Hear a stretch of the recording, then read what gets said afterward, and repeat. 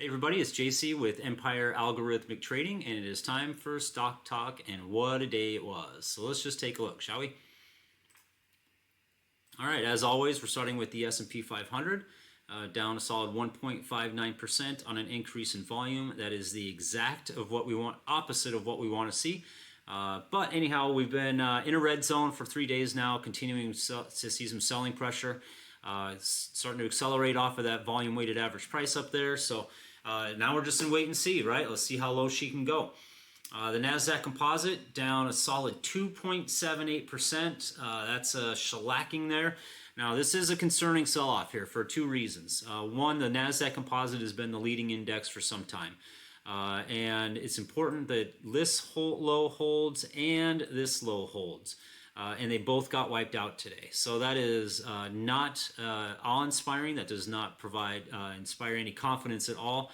And we could be in for a pretty significant correction. However, I know we're already down a little over 4% on the S&P 500.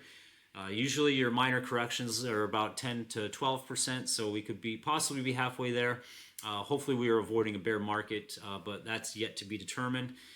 And it doesn't really matter because for the most part, if you've been following your sell rules, and we know we're in a red zone, so we're not doing any buying, and if you're following your sell rules, then you're raising cash. So the risk should be pretty much out of your portfolio, and now it's just a wait and see game.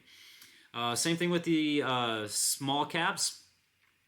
They continue to break support and they continue to live below their VWAP, and the same thing with the mid caps. Now, I think the important lesson that we need to learn from this rally in the S&P 500 is we did not get confirmation in the small caps or the mid caps. Now, at the beginning of that rally, if you guys remember, we said we thought it was important to see that, and they both started to sell off, and that's when we started to see some challenges with the newer breakouts. That's when we started seeing some volatility around attempted runs higher, and then it just came to a head last week when just en masse leading stocks started selling off.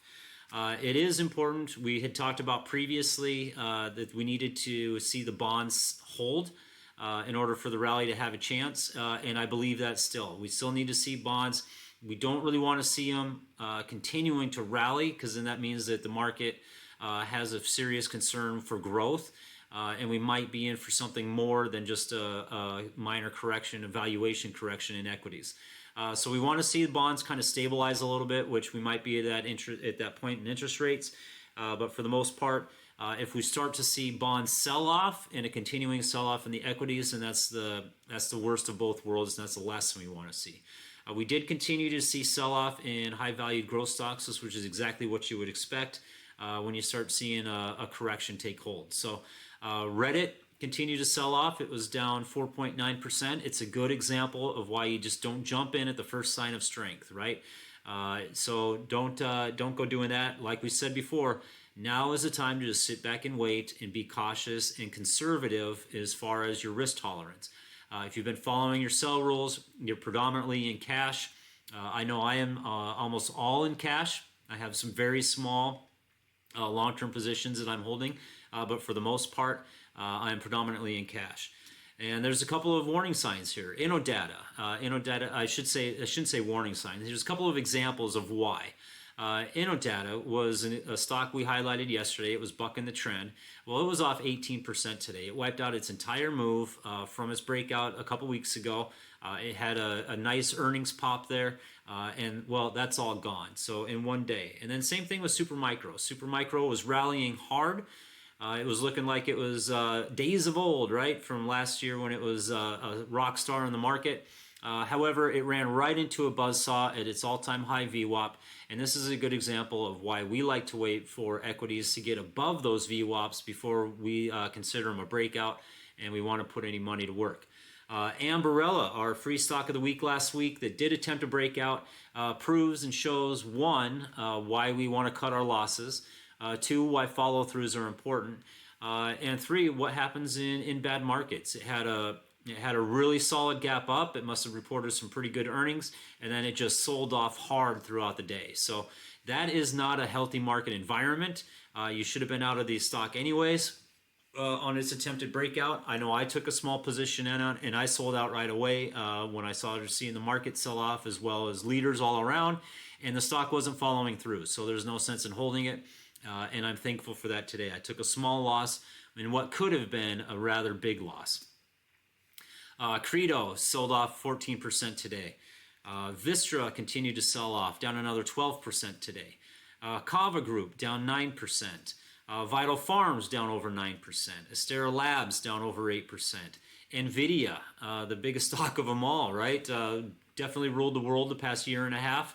It's down a solid 8.5%. So Nvidia has been pretty much dead money since last July, if I remember correctly, actually about June. So it's been pretty choppy, pretty volatile, and today just proves the point. It opened up pretty good and then just sold off hard into the close. And same thing with Rambus, opened up and then sold off hard. And to just kind of illustrate and kind of underscore the theme of the day of defensiveness and caution, take a look at the moves from insurance companies. Allstate Corporation bucked the trend, up 3.5%. Hamilton Insurance Group up 5.1%. Cincinnati Financial up over 3%. Arch Capital Group up 2.8%. Kinsale Capital up 2.7%.